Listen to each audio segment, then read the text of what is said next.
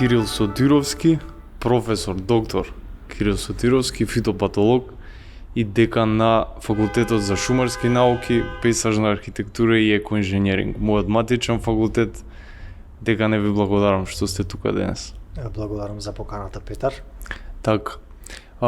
Би почнал директно во суштината на факултетот, би рекол. Не се многу факултетите кои се занимаваат со биотехничките науки, па, например, јас кога се запишував, прво, не ми беше комплетно јасно. Јас некако интуитивно се запишав, бидејќи некако видов некој спој помеѓу природата, помеѓу можноста да проаѓаш време и да работиш во природа, буквално во природа, и од друга страна да учествуваш во нејзиното креирање. Така што би сакал малку повеќе да ми кажете за суштината на студиите на Шумарски факултет. Ајмо се со полесна нота, доколку се чувствувате дека сте биле сами или осамени во однос на тоа дека во момент на запишување на факултет сте отишле по интуиција и можеби сте наишле на нешто друго низ годините, не сте ни прв, ни последен, ни единствен. Иако е уште поголема утеха, ја бев уште поизгубен од вас, кога се запишував на истиот тој факултет. Не ми беше сосема јасно ни каде тоа води, имав само генерална представа дека еден ден можеби ќе бидам пейзажен дизајнер или архитект, или можеби ќе произведувам растенија во расадник, или па и некоја друга можност што ќе излезе во меѓувреме. Значи, од таму тие некои можеби имате и стравови веќе, или, како би рекол, реминисценција во однос на колку е тоа, пред 2 или 3 години се запишувале. Да. И веќе можеби не гледате еднакво на факултетот како тогаш, тоа е сосема нормално. Значи, се работи за вашите години, луѓето во таа возраст и се осознаваат и созреваат токму во тие неколку години. Јас тоа лично искуство кажувам не од своето лично искуство, него од лично искуство со студенти низ па веќе 30 на генерации. Има еден квантен скок, би го нарекол, кај студенти од 18 години до 19 години. Значи, во таа една година страшно се созрева. Сега да продолжам да го представам нашиот факултет. Факултетот за шумарски науки, пейзажна архитектура и екоинженеринг, ХАНСЕМ, кој што е бившиот шумарски факултет во Скопје, при Универзитетот Свети Кирил и Методи. Кога би морал личната карта на факултетот да ја представам во една минута, таа би гласела овака. Факултетот има 3 насоки: шумарство, пейзажно дизајнирање, одскоро ќе се вика пейзажна архитектура, и екоинженеринг и екоменеджмент. Сите тие 3 насоки или студиски програми имаат извесен број на заеднички предмети, кои што се во основа шумарски, меѓутоа се разликуваат и меѓу себе по приличен број на наставни содржини или предмети, како што ги викаме, според кои се стануваат специфични за себе. Се разликуваат од другите 2 студиски програми. Шумарството е од моментот на формирање на факултетот, значи пред 75-6 години формиран. Постои таа насока, само во 3 или 4 генерации таа насока беше заменета со 2 и потоа повторно се врати на насоката шумарство. Патем јас сум една од тие 3 генерации, 4, кои што не учеле класично шумарство, туку учеле одгледување и мелиорации. Пандан на нив беа во исто време искористување и транспорт. Значи 2, би рекол, студиски програми кои што траева 3 генерации. Од тогаш наваму е повторно шумарство и таа е најкласичната насока, најсродна, најслична со многу такви, да не речам со сите такви кои што се именуваат шумарство во Европа, во северноамериканскиот континент, во Азија, во Русија и така натаму. Значи тоа е еден, условно кажано, релативно етаблиран студиски програм со карактеристики слични на истите во многу земји од светот. Другата насока или другата студиска програма, пейзажна архитектура, функционира што под тоа име, што под другото, веќе повеќе од 6-17 годиничина.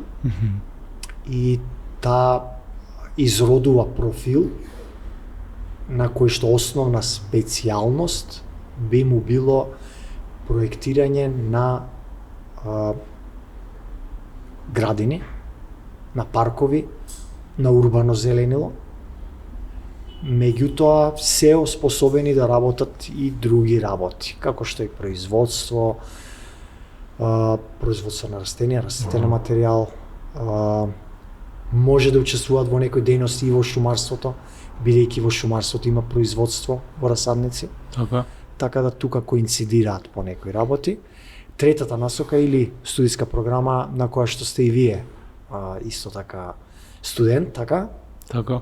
Екоинженеринг и екоменеджмент, би рекол, условно кажано, нешто подалечна, меѓутоа и таа коинцидира со голем број предмети и со другите две студиски програми.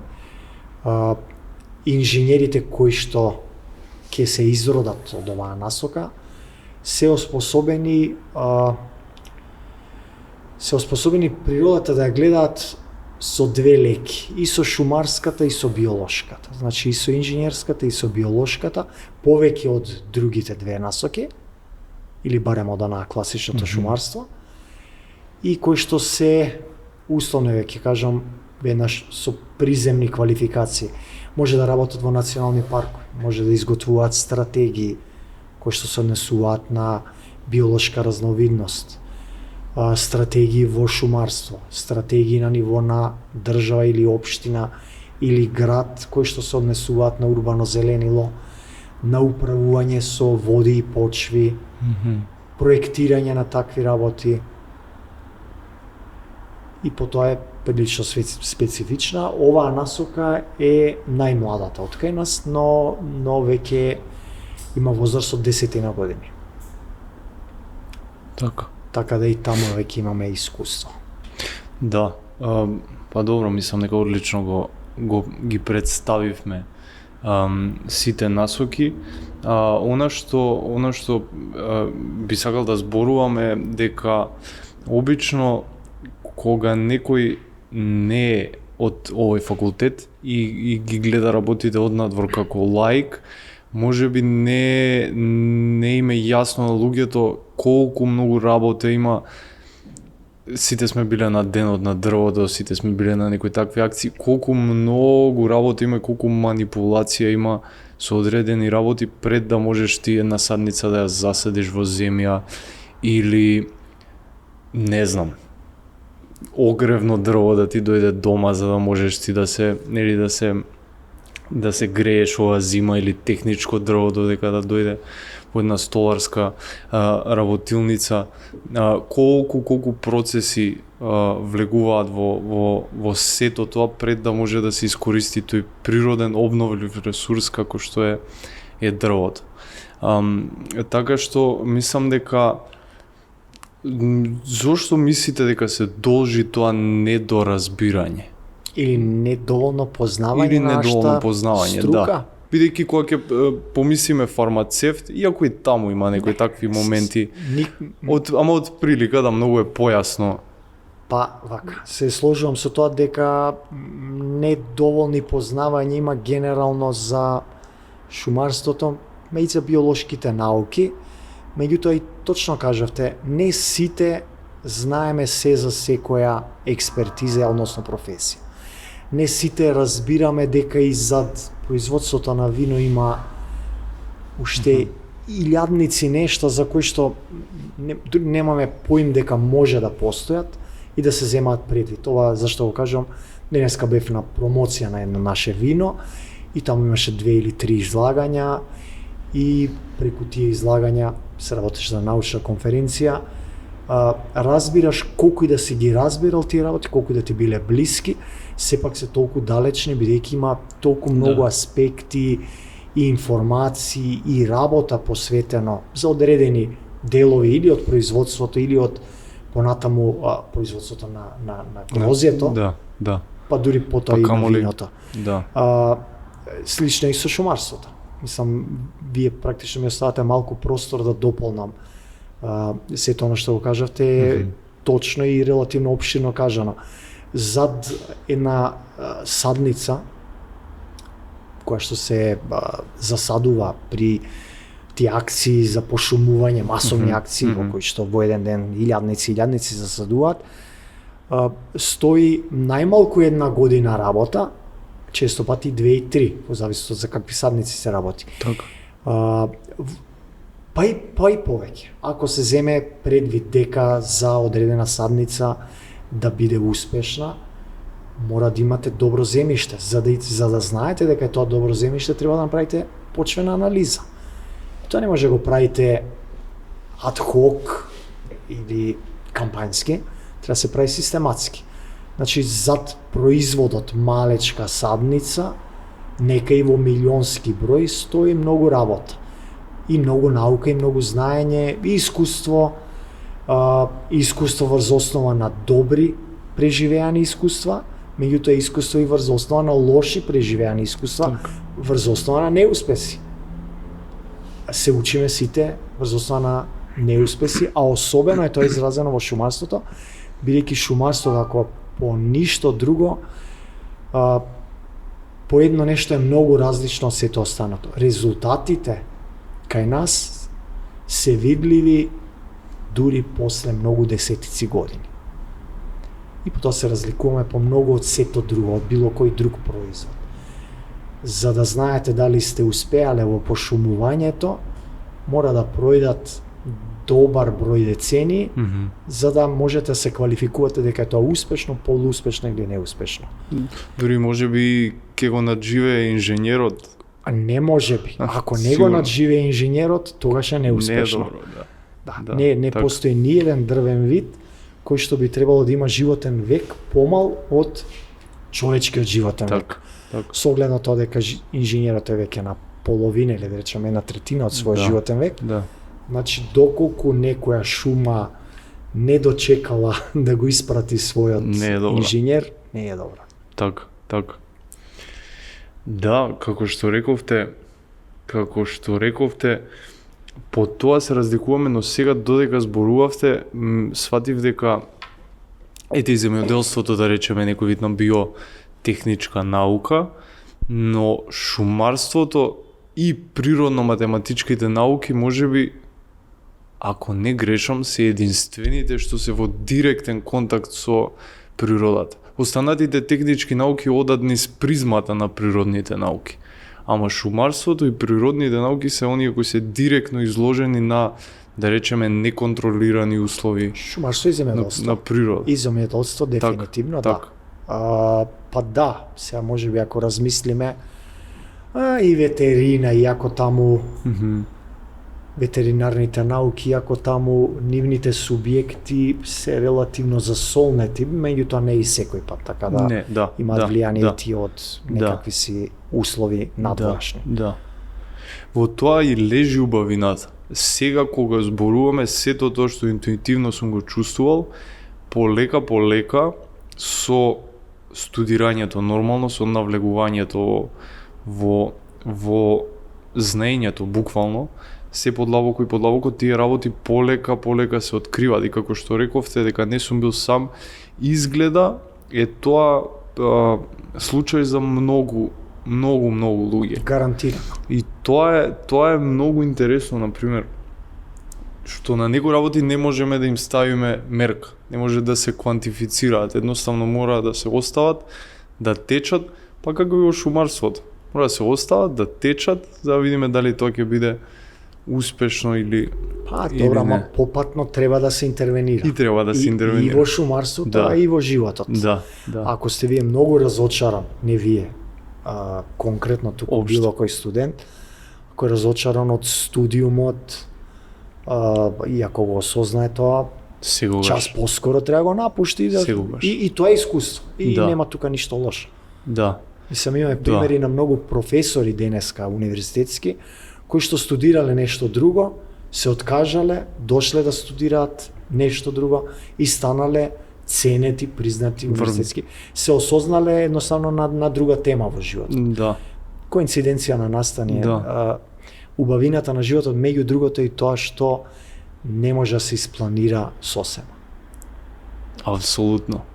Па и тоа и некако е повредно. Тоа сме го зборувале многу пати тука со многу ваши колеги, професори и студенти, дека не е страшно. Нас ни е ставена таа слика дека ако се запишеме сега на факултети, тоа е крајна одлука, менувањето на таа одлука е нешто страшно и не знам. Може би порано, уште порано, вашата генерација може би не го доживува тоа така силно како што некои поранешни генерации во едно релативно позатворено општество и позатворен свет можностите биле поограничени, грубо кажано, генерално кажано, и тогаш било, би рекол, по-нормално, дали исправно или не, кој знае, никој не може да каже, да запишувањето на факултет и неоткажувањето да се земе здраво за готово, дека тоа така мора да биде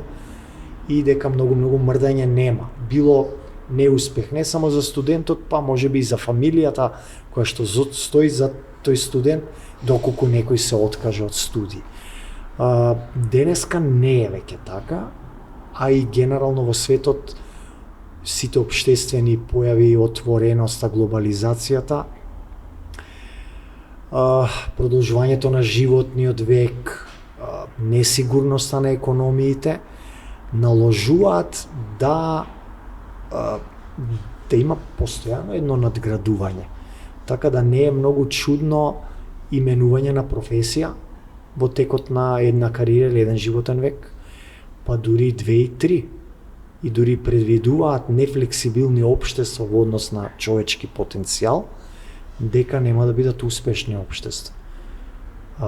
Пренасочување во текот на животот од една област во друга ќе станува се повообичаени. Така да не се кирате во однос на тоа што ќе понесете од овој факултет, ќе понесете многу во однос на ширина на познавање. Сетете се само што све учите од климатологија, па до ботаника, не знам дали вашата насока. Апсолутно, да. Значи, до болести на растенија, до болести на животни, до анатомија на животни, до анатомија на инсекти, педологија, микробиологија, политички науки на некој начин, односно економски, маркетинг, општествени, погрешно се изразив, општествени аспекти на шумарството, на биотехничките науки. Значи, прилично голема варијабилност на теми. И тоа ве како да ја кажам, ве подковува, тоа ми е мене омилен израз, ве подковува за многу различни терени во животот, многу различни типови патишта, од асфалт до калдерма, до зелена трева. Вие ќе можете светот да го гледате и можностите со една релативно широка призма, би рекол, или голема леќа.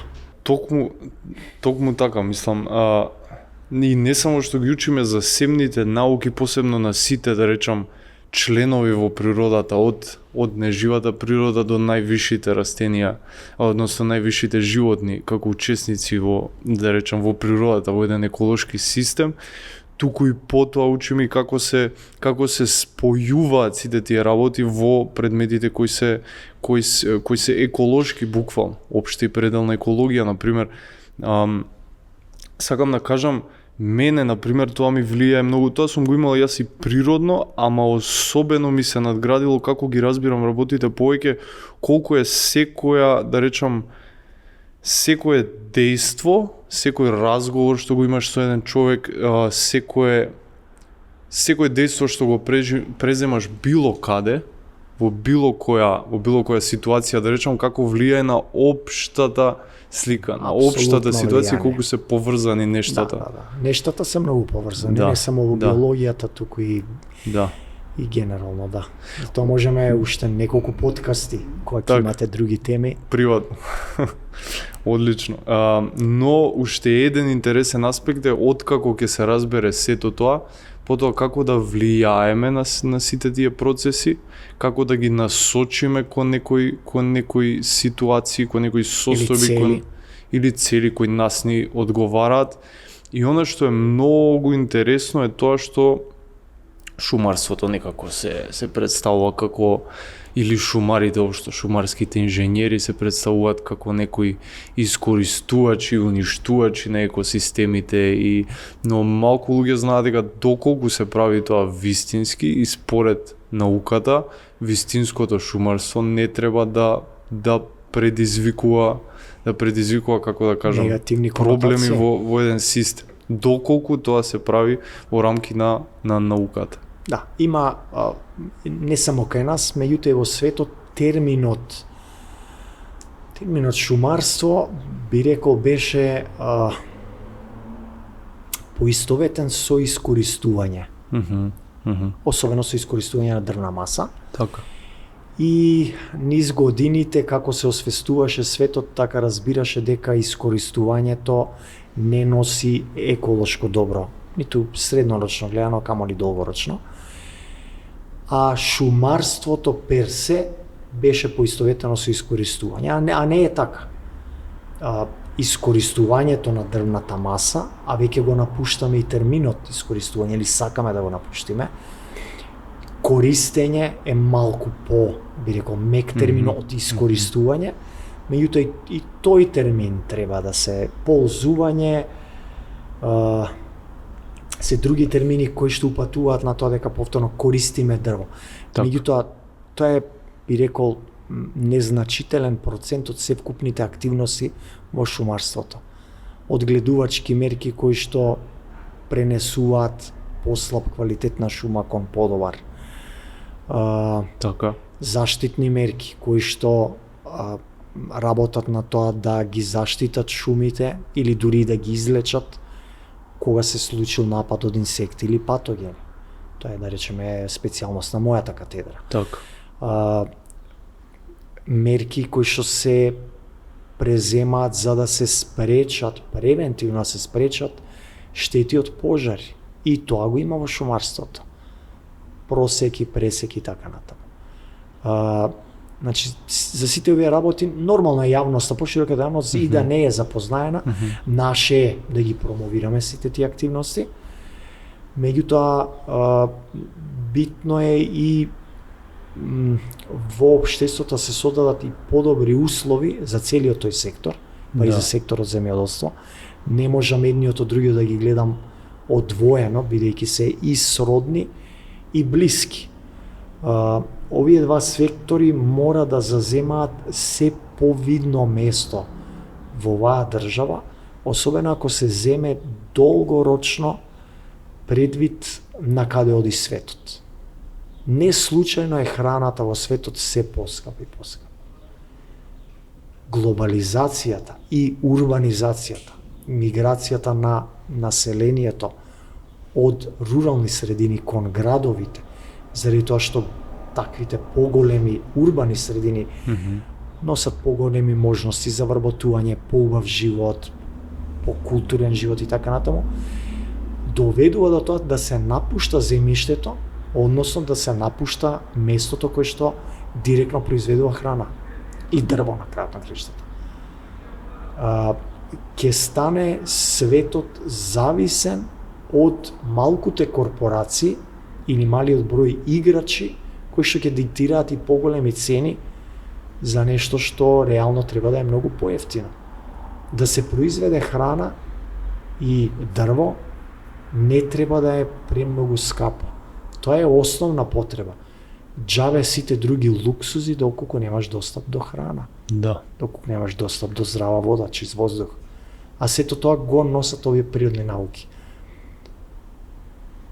Да, и практично шумарството и екоинженерите се оние кои директно директно влијаат кон целиот Да, тој и- процес. Затоа и нагласивте дека треба да се земат Да, земат сериозно во предвид. Треба да го подобриме, можеби не се доизрази до крај со мислата.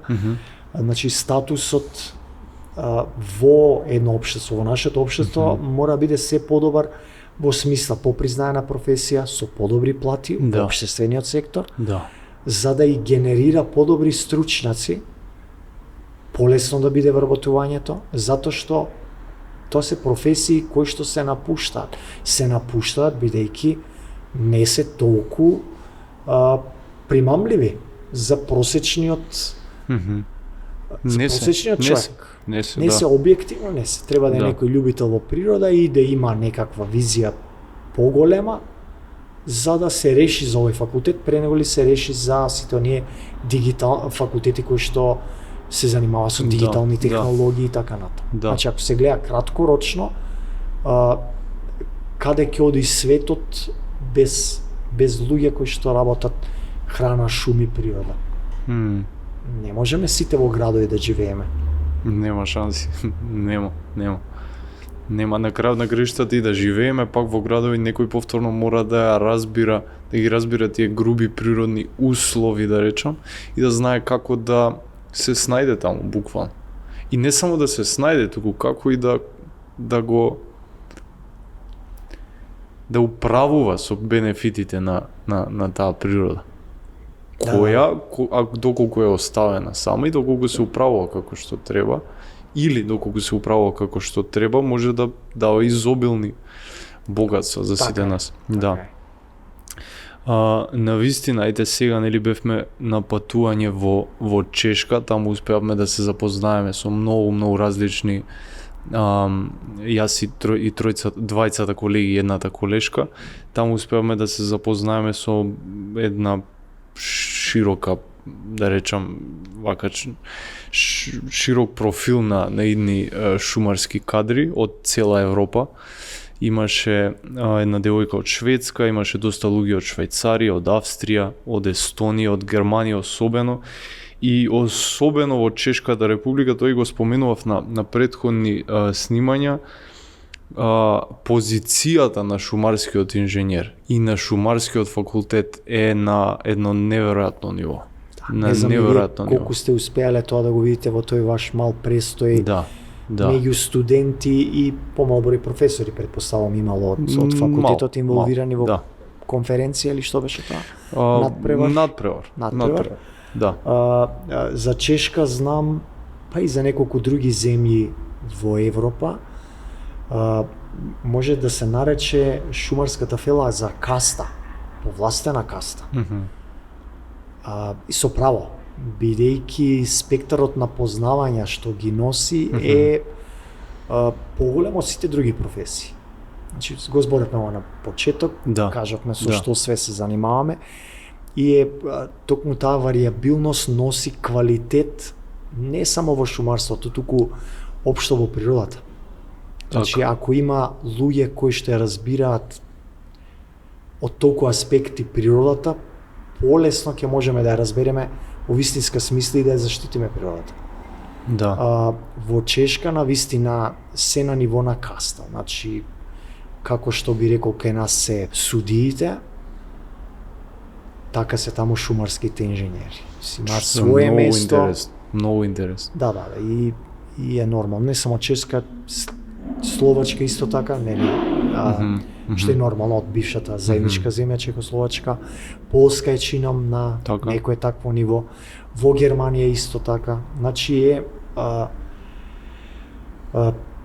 признаена професија или професија признаена на високо ниво. Но да не се жалиме дека кај нас не е. Кај нас можеби не е на доволно високо ниво. Да, не, дефинитивно, но па мене тоа ми дава, како да речам, мене тоа ме полни. Баш тој простор и тој недостаток, да речам, тој простор за напредок. Значи, се уште има дупки што може да се пополнат. Се уште има места каде што човек може да биде пионер, зарем не? Апсолутно. Обично велиме дека сите нешта се измислени, ама се уште има простор. Не, многу простор. Има во природните науки, особено во биолошките науки, допрва гледаме со новиве технологии, молекуларни, дигитални, еве апсолутно модерно станува темата за artificial intelligence, AI. Експлодира, нашите сознанија експлодираат од ден на ден. Меѓутоа, како сега само да отвараме што се стои во природата, и чинам дека допрва следи револуцијата или експлозијата на познавање, особено во биолошките науки. Убаво ја отворивте оваа тема. Мислам дека повторно можеби нема да бидеме јасни на што се може да влијае една шума. Вериме влијае и на водата, влијае и на некои други работи, да учиме и климатологија. Убава тема. На што све влијае шумата? На што се може да влијае? Како може да влијае врз водата, како врз климата, како врз се тоа што го зборувам? Еве да ви кажам еден податок кој што го знаев, меѓутоа ми беше освежен пред некој ден и можеби и во рамките на таа тема дознав и некои други податоци. Еве колку е споена нашата планета. Кога би врнало повеќе дожд во Сахара, би се сушеле шумите во Амазонија. Има таква една сега хипотеза, подкрепена со многу факти. Нормално низ годините ќе треба се докажува за таа хипотеза, добие уште повеќе докази дека е така. Во рамките на тоа ќе кажам дека доколку не постојат песоците во Сахара, повторно нема да има шуми во Амазонија, бидејќи голем дел, не ме фаќате здраво за готово, меѓутоа е веројатно стотици илјади, ако не и милиони тони годишно, песок преку климатски феномени од Сахара завршуваат во Јужна Америка, и тоа е тоа што овозможува да има толку бујна вегетација, бидејќи почви во Амазонија се прилично слаби, сиромашни, заради големиот обрт на органски материи. Доколку не е ова додавање на песок, прихрана од Сахара, верувале или не, шумите во Амазонија не би биле тоа што се. Зашто го начнав ова? Како почетен одговор на ваше прашање. Поврзаноста на планетава е многу помала отколку што ние си мислиме. Се е поврзано. Се е поврзано. Наоѓаме сега спори, веќе и не е чудно, бидејќи се тие микроскопски ситни, меѓутоа наоѓаме инсекти на 5000 метри надморска височина, кои што со такви ветрови, со джет стримс, како го викаме тоа на македонски, тоа се супер брзи ветрови, кои што се движат и неколку илјадници километри на час. Преку нив може да се сврти планетата во неколку часа, ако таму ставите биолошки материјал, еден биолошки материјал од еден континент лесно завршува на друг континент.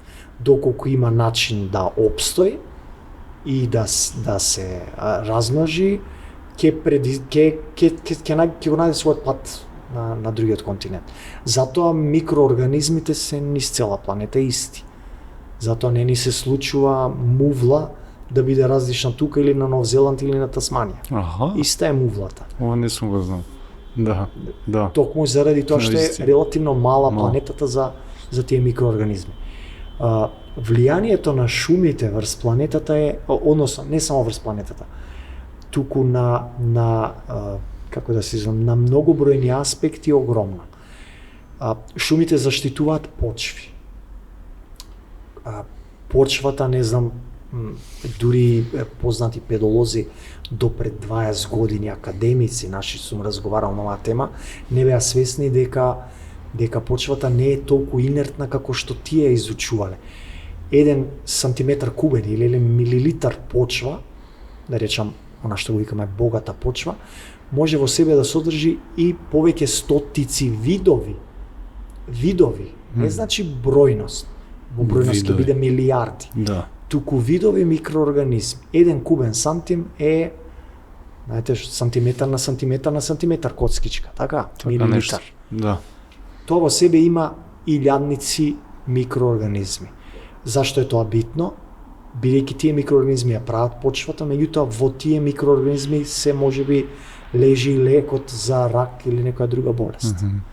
А од себичен аспект, од антропоцентричен аспект го кажам ова. Значи, затоа и многу ни значи биодиверзитетот. Што побогата планета, тоа постабилен систем. Како ќе почне да паѓаат видовите, така оние кои што се зависни на тие видови и тие ќе паѓаат и нив ќе ги снемува. Што помалу бројност на биомот, тоа полесно ќе биде уништен. Понестабилен ќе стане. И затоа толку сме згрозени од тој намалување на биодиверзитетот. Значи не е се едно, еве тигровите ќе ги изгубиме тигровите. Со тигровите одат уште кој знае колку што во моментов не знаеме организми и микроорганизми. Кои се поврзани. Кои што се поврзани. Да. Или ќе се, не знам, ќе се зголеми популација на глувци некаде, па тие ќе го ќе зголемат можноста да истребат некој редок растителен вид со кој што е поврзан некој инсект. Едно коло штом се одврзе, лесно по тоа до крај се одврзува. Шумите, еве, почнав, значи неколку пати се прекинувам бидејќи е многу сложено.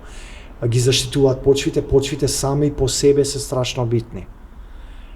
Шумите прават чиста вода. Генерално, штом имаш почва и шума, имаш и вода во таа околина. Ќе го споменам само примерот со Виена. Нам познат град, често највисоко или при највисоките неколку за најдобри услови на живење во светот. Виена не користи, пие вода од чешменска вода, која што добива од шума 100-200 километри подалеку од Виена. И таа позната шума која што сите во Виена знаат дека таа шума служи за водата во Виена. И си ја чуваат. Директно. Да. Па и нашата аналогија би било Шарпланина. Па и не само Шарпланина, да, меѓутоа за Скопје Рашче. Да. Изворот Рашче е зависен од околните шуми. Така. Ако ги снемува, ќе ги снемува и тие води. Ќе го снемува и тој капацитет. Што друго? Шумите и нашето здравје, треба ли тоа да го кажеме? Дека дури урбаните шуми во урбана средина, зеленилото има способност да го прочистува воздухот. Не е само заради тоа што ќе испушти кислород, ќе земе јаглерод диоксид, туку заради тоа што ќе ги приграби ситните честички, ќе ги магнетизира електростатски, заради електростатика ќе ги залепи за своите листови, потоа при следниот дожд тие ќе бидат испрани, нема да останат во воздухот. Има некои многу интересни истражувања,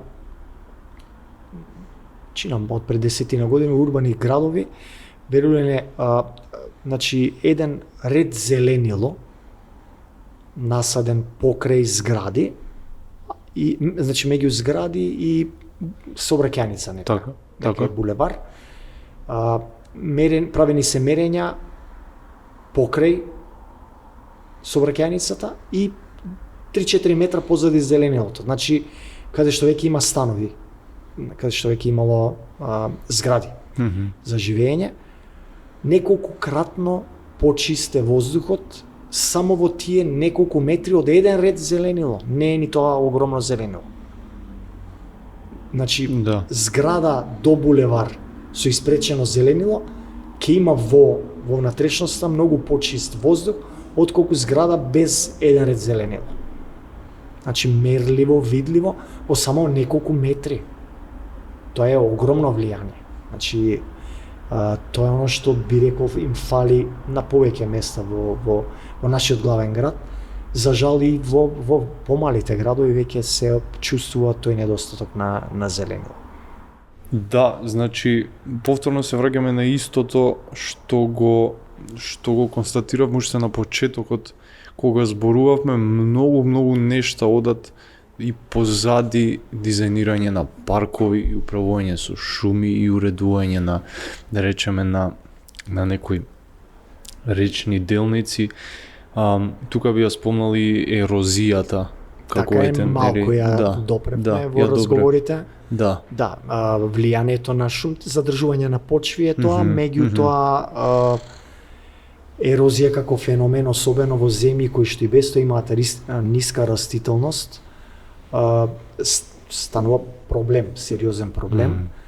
Ние бевме сведоци во близината на Скопје што обешумувањето во близина на Скопје доведе до намалување на капацитет на задржување на вода при екстремно големи порови. Да. И тогаш имавме и човечки жртви на несреќа делница на обиколницата на Скопје заради тоа. Тој цела обиколница беше однесена практички од тој порој. Тој беше и голем феномен, значи ја викаат дождовна бомба со право. Меѓутоа можеби ефектите од таа дождовна бомба ќе беа помали доколку немало узурпација на шумите неколку километри нагоре. Да. Не, тоа е класичен пример за ерозија, јас би рекол и колкава е. Мислам, колкава катастрофа може да биде. Редок настане секако, но во други услови стануваат, за жал, бидејќи глобалните климатски промени подразбираат се поголемо ниво на енергија да се задржува во атмосферата. Кога имате поголемо ниво на енергија, имате поголеми температури, поголеми триења при влажни маси, поголем електрицитет и празнења понаги. Не случајно насекаде низ светот е поголем интензитетот на тие временски феномени. Така. Што од урагани до торнада и така натаму. Сведоци сме на торнада во подрачја во кој што ги немаше порано. Да, Европа, Хрватска, Европа, и Македонија во неколку наврати. Помали торнадо, но беа нотирани, регистрирани во последните пар години. Навистина. Дали би рекле дека со текот на времето се препознава ова полека? Значи, се препознава огромното влијание кое овој факултет може да го има врз тие процеси во државата и дали мислите дека државата го препознава факултетот? Ај овака малце ретроградна историја. Воред. Државата, да, општеството дали го познава. Општеството дали го познава до онаа мера дали го признава до онаа мера до која што би требало, веројатно не. Ќе кажам само дека во позвоените години на некогашната држава и некогашната Република Македонија, шумарството имало многу, би рекол, попризнаена улога и многу повеќе фондови и финансиски и интелектуални биле посветени на шумарството. Во 70-ти години Македонија е и според апсолутен број дури, а по единица по глава жител апсолутен шампион во европски рамки, сум речиси 100% сигурен, можеби и во светски рамки во одредени години по пошумување, по територија. Не по број насадници, туку по освоена, реално освоена територија со пошумување. Едно е да се пошумува, друго е да се пошуми. Успешно, како што реков. Да. Така е. Да. Значи, успешно пошумување е некое кое што при кое што ќе забележите после 10-15 години дека имате шума. Не после втората година да забележите дека преживеале 70% и тоа е успешно. Не е успешно ако третата година нема ништо. Нели? Или ако 30% остана. Или не се навратиме дури да видиме дали имало нешто. Да. Дали е препознаено и дали оди натаму дека се препознава важноста на шумарство, мислам дека оди натаму. Секако зависи од, често пати за жал во мали општества зависи од личен капацитет на одредени политички фактори. Мгм. И тоа во одредени периоди го гледаме повеќе,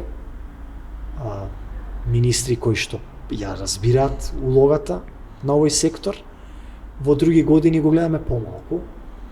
И би рекол севкупно гледано светот ќе наметне, потребите ќе наметнат да се вреднува се повеќе и повеќе. Мгм. Мгм. Бидејќи оваа загрозеност на природата ни се удира од глава. Веќе е видливо тоа на секој чекор, сакале или не да го признаеме, тоа видливо е, Очигледно. очигледно. Да, да. Од друга страна пак, ете, мора да ги споменеме и стипендиите, кои од оваа година првпат се доделуваат за трите факултети на нашиот кампус, земјоделски, Хансем и ветеринарен факултет. Да, стипендии кои што беа издействувани, би рекол, од сегашниот министер на Министерството за земјоделство, шумарство и водостопанство и одобрени на ниво на влада, значи во согласно со Министерството за образование и сегашниот министер, и одобрени на ниво на влада. И тие не се беззначајни стипендии, не е дека немало и порано, Мгм. чинам дека не постоеле години без стипендии, меѓутоа овие стипендии кои што се на ниво на 300 евра месечно се навистина привлечни и би требало, ако ништо друго, да генерираат поголема компетиција кај моментните студенти запишани на факултет да студираат потемелно за да се изборат за таква стипендија, да бидат Да, навистина добри да. на квалитет, да се изборат за една прилично добра стипендија. Да, што е многу позитивна работа, би рекол. И тоа е Многу. на некој начин препознавање на важноста на шумарскиот сектор, ветеринарниот и земјоделскиот сектор во државата. И капата долу, онаму каде што има успех и резултати, мора да се нотира тоа. Да, да. И тоа што го споменавте, мислам дека е општ тој тренд, барем тоа го разбирам од подкастиве, дека не е важно за кои технички науки се работи, техничките науки едноставно бележат пат. Дали е тоа технолошко, металуршки, дали е машински, дали е шумарски, дали е земјоделски, сите бележат одреден. Знаете што, ако се анализираат податоци во Македонија, многу повеќе варијабили доаѓаат во игра и е многу потешко да се каже со сигурност на што се должи тоа. Меѓутоа, пад генерален на популацијата има. Значи, сега во овие генерации е помал бројот на средношколци отколку што бил во 70, 80, 90 години на минатиот век. Да. Од таму паѓа природно бројот на новозапишани студенти севкупно во државата. Тоа што се насочени подалеку од техничките науки, чинам дека сте во право, сите технички факултети со чест на еден или два изузетоци имаат пад низ годините, па и повеќе, низ децениите. Промените севкупни, дигитализацијата, можностите за вработување во други сектори го прават тоа. И тоа е еден глобален феномен на кој што морам да укажам ќе му дојде крај, мора да му дојде крај. Не може сите да бидеме од исти сектор. Некој на крајот на криштата ќе мора да одгледува шуми, да одгледува храна, да се занимава со ветерина, да гради пруги, да гради аутопатишта, да подига згради и така натаму. Значи, мора многу внимателно и тука се гледа умешноста на одредено општество или држава во однос на предвидување на такви феномени и со време и навремено справување со нив. Стратешки како да запреме уште поголем одлев на млади надвор, уште поголем одлев од еден сектор, од овие сектори, само во дигиталниот сектор, јас разбирам дека мораме да се дигитализираме. Може би стратешки треба да имаме повисок процент на луѓе во овие дигитални технологии, бидејќи веднаш ќе донесат поголеми приходи од глобалниот пазар, а ќе останат тука, така, бидејќи знаеме дека работат онлайн, аутсорсинг и така натаму. Меѓутоа, колку посто смееме да дозволиме да одиме само во тој сектор вработување, тука е веќе работа на мислење на повеќе мозоци од сите сектори.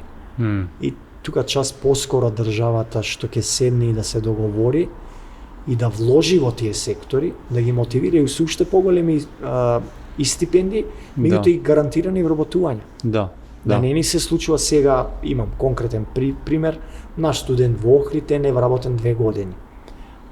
Дипломиран, дипломиран некогашен студент, дипломиран инженер, невработен 2 години, во исто време локалната подружница во Охрид има потреба од инженер и не може да го вработи. Бидејќи се решава од друго министерство таквото вработување.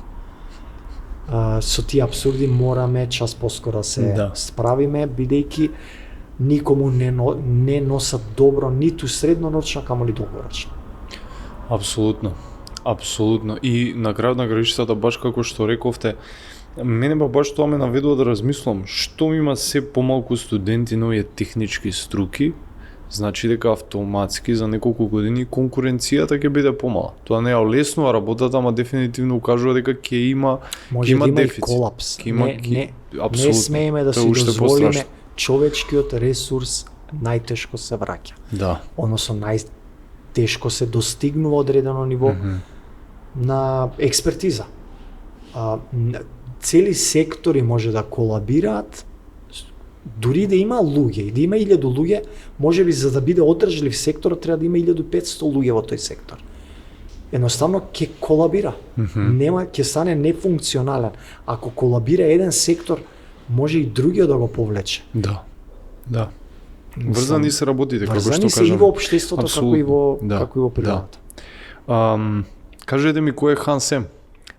Убава тема. Ханс Ем, патронот на нашиот факултет, одскоро, бил академик на Македонската академија на науки и уметности, притоа и највозрасен, значи единствен роден во предминатиот век, во 1898 бил роден,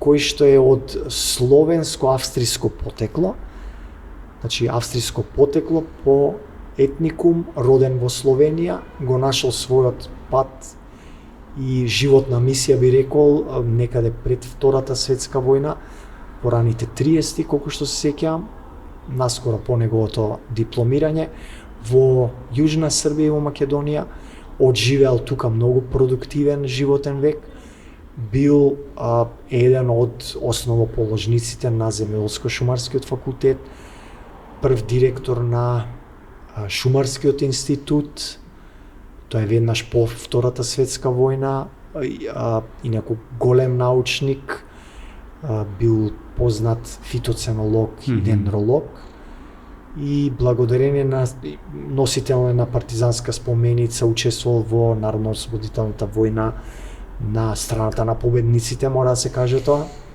Така. Кој што останал тука до крајот на својот живот и кој што заради сите тие негови заслуги сметавме дека вреди да биде патрон на факултетот, кој што денес го носи неговото име. Така. Дали мислите дека нешто не споменавме, нешто не кажавме, не опфативме? Можеме, но немаме толку денови подкаст. Ви благодарам што гостувавте секако. И мене и уште и со овој подкаст се уште ми се разјаснуваат некои работи, ми се отвораат. И тоа е практично сведоштво за колку е променлива работата, колку не е воопшто фиксна, дека постојано растеме, дека факултетот, јас би рекол, е само еден дел од доколку се извршува целосно и посветено и целосно се извршуваат сите обврски, е само еден дел од тој животен процес, така што за луѓето кои сакаат природата, кои сакаат да научат повеќе за неа, би ги упатил нормално на нашиот факултет. Дали може да те дополнам? Апсолутно. Бидејќи во принцип може би и сакав ова да го кажам, а е сега само дополнување бидејќи убаво го започна Одлично. мислата. Генерално факултетот не смее да се разбере како фабрика која што ќе оформи калап и финален производ. Инженерот и произлезен и од нашиот факултет и од други факултети е како би рекол, оспособен да биде инженер доколку се надоградува потоа. Не постои факултет на светот кој што ќе направи финален стручњак, ниту за медицина, ниту за било што.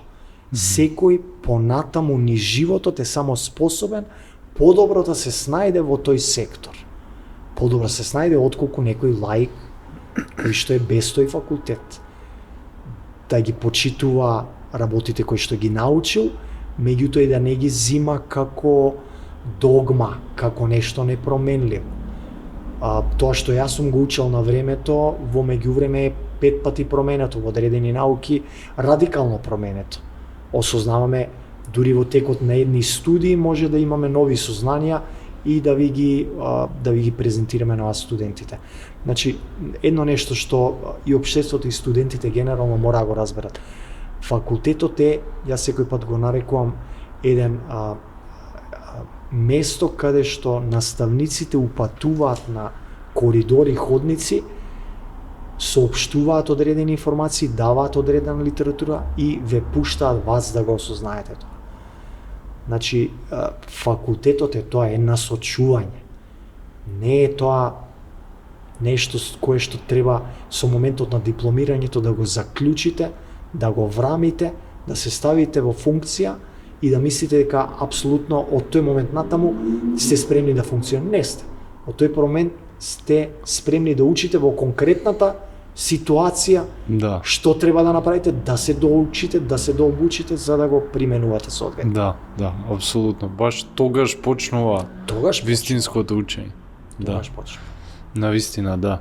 Значи, процес е на размена, не е само дека професорот предава и некој само условно слуша, туку е примање и поврзување на тоа што се прима со се што е искусено претходно и со иднината, со минатото. Да, е флексибилен процес и треба да е. Факултетите, универзитетите, не треба да се место кое што ќе се како би рекол, кое што ќе остане исто. Факултети, универзитетите во правило, по дефиниција, треба да се константно променливи. Новите технологии ги применуваме сите. Се справивме со COVID, бидејќи користиме технологии, го сменивме и начинот на предавање, начинот на испити, некаде беше подобар, некаде полош, меѓутоа претрпивме, ако ништо друго, и техничка промена, така? Да. Исто и во едукативните процеси. Постојано има промени. Начинот на општење со студенти, не сте вие иста, вие сте Z генерација, така беше или не, веќе не сте ни Z генерација нова. Значи, сите генерации имаат своји карактеристики и општењето со нив од страна на професорите е различно. На крајот на криштата и ние како професори сме многу различни од нашите професори. Други времења, други технологии, други сваќања, сето тоа го прави променливо и така и треба да се разбираат факултетите. Само како место на кое што ќе бидете изложени на еден куп знаења од одреден сектор, од одредена проблематика, кои што треба да ве спремат да се снајдете. Ваше колку ќе се снајдете, дали натаму ќе се надоградувате или тие учебници од тогаш ќе ги постојано циркулирате или нема ни да ги циркулирате, нема да допрете понатаму учебници. Не би требало да е така. Дека не ви благодарам за разговор. Благодарам, Петар, за убавиот подкаст.